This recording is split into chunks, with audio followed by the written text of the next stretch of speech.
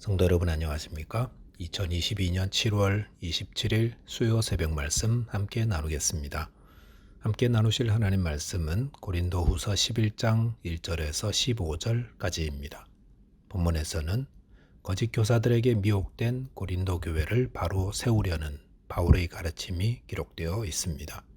본문을 통해 교회는 복음 위에 바로 세워져야 한다는 것과 거짓 교사들을 주의해야 함에 대한 말씀 묵상하며 나누겠습니다.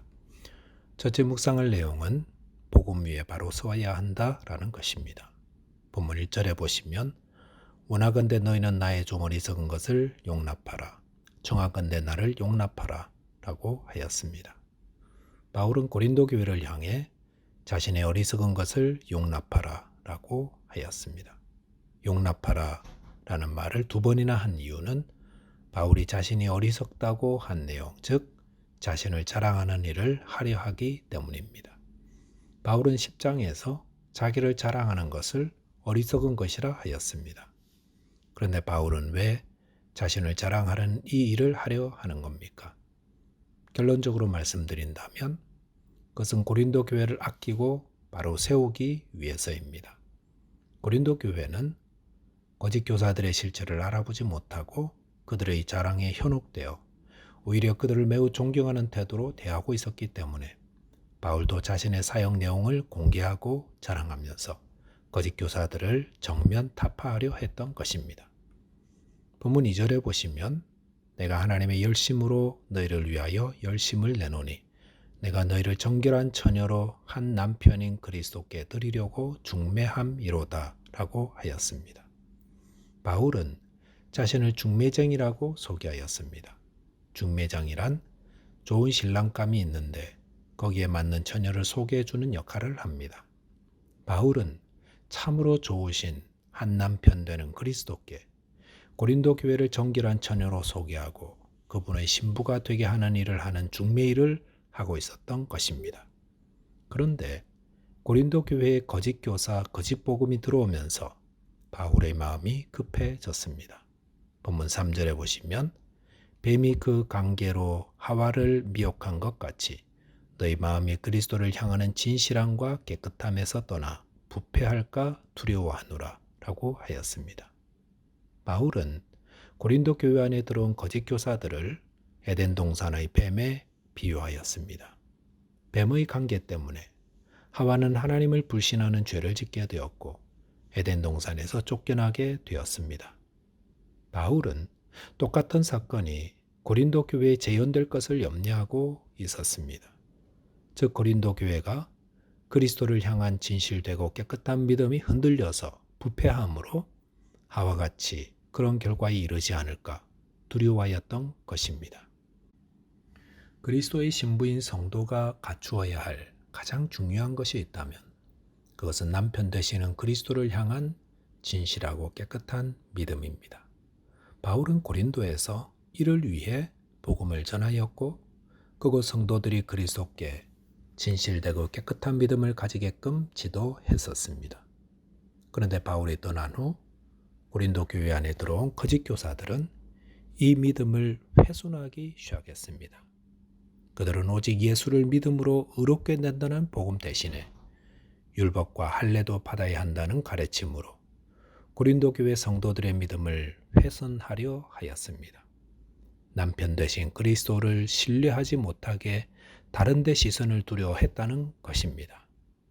본문 4절에 보시면 만일 누가 가서 우리가 전파하지 아니한 다른 예수를 전파하거나 혹은 너희가 받지 아니한 다른 영을 받게 하거나 혹은 너희가 받지 아니한 다른 복음을 받게 할 때에는 너희가 잘 용납하는구나 라고 하였습니다.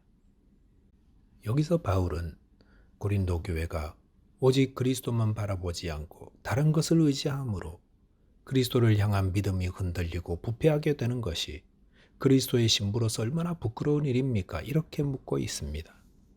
복음을 바로 알고 복음 위에 바로 서 있는 것. 그래서 그리스도를 향한 진실함과 깨끗함을 가지는 것. 그것은 그리스도의 신부로서 가장 중요한 일입니다. 저와 여러분께서 복음을 바로 알고 복음 위에 굳건히 서서 그리스도를 향한 진실함과 깨끗함을 지키게 되시기 바라겠습니다. 두 번째 묵상할 내용은 거짓 교사들을 주의해야 한다라는 것입니다. 본문 5절에 보시면 나는 지극히 크다는 사도들보다 부족한 것이 조금도 없는 줄로 생각하노라 라고 하였습니다. 바울은 고린도 교회가 거짓 교사들의 세상적 자랑에 마음을 빼앗겨 그들을 존경하고 그들의 말을 경청하는 것을 보면서 바울 자신도 그런 면으로 보면 지극히 크다는 사도들보다 부족한 것이 조금도 없다라고 주장하고 있습니다. 바울만큼 훌륭하고 열정적인 사도가 어디 있습니까? 그는 그리스도께 직접 복음 전파의 사명을 받았고 또 그 어떤 사도들보다 열정적으로 또 방대한 곳을 다니며 복음을 전한 자였습니다. 본문 6절에 보시면 내가 비록 말에는 부족하나 지식에는 그렇지 아니하니 이것을 우리가 모든 사람 가운데서 모든 일로 너희에게 나타내었노라 라고 하였습니다. 이것은 바울이 글이나 편지로는 훌륭한데 말로는 부족하다라는 공격을 받았음을 보여줍니다. 하지만 바울이 말로 전한 복음으로 인해 얼마나 많은 사람들이 주님께 돌아왔고 또 교회들이 세워졌습니까?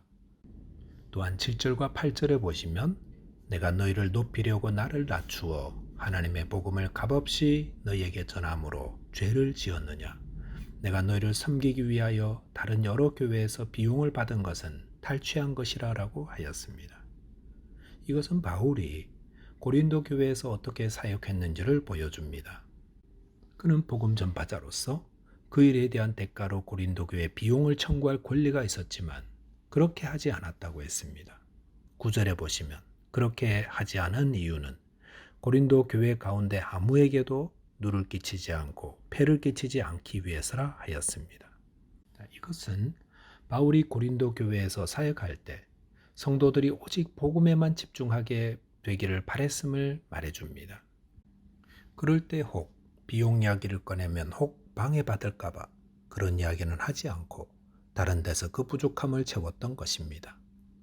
이것은 얼마나 훌륭한 모습입니까? 이것은 부유하신 자로서 우리를 부유하기 위해 친히 인간의 몸을 입고 이 땅에 오셔서 가난하게 되신 예수님의 모습이기도 합니다. 그런데 거짓 교사들은 어떻습니까? 그들은 이런 훌륭한 바울의 사역을 오히려 바울을 공격하는 구실로 삼았습니다. 즉 바울은 사도가 아니기 때문에 비용을 받으려 하지 않았다고 또 캥기는 데가 있으니까 처음부터 값을 받지 않았다라고 공격했던 것입니다. 참 사역자는 주님을 닮아 자기를 희생하지만 거짓 사역자는 그런 희생을 공격합니다. 참 사역자는 진리에 집중하지만 거짓 사역자는 세상적인 자랑거리에 집중합니다.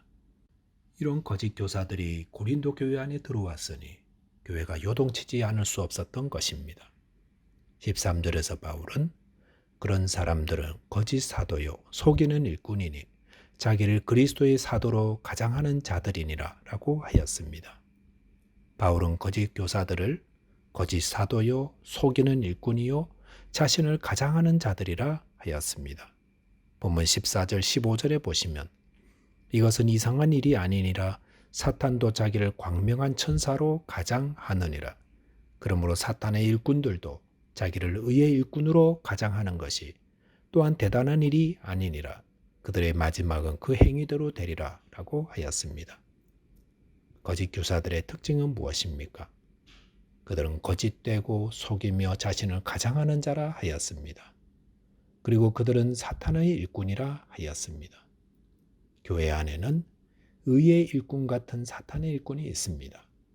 이것을 분별하지 못하면 고린도 교회처럼 크게 흔들릴 수 있습니다. 말씀을 정리하겠습니다. 성도는 복음을 바로 알고 복음 위에 바로 서 있어야 합니다. 또한 교회 안에 들어오는 거짓 일꾼들을 잘 분별할 수 있어야 하겠습니다. 기도하겠습니다.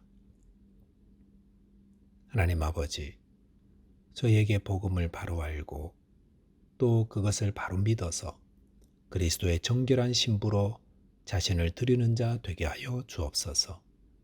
또한 주님 닮은 사역자들이 되어서 주님의 교회를 견고하게 세우는 자 되게 하여 주옵소서.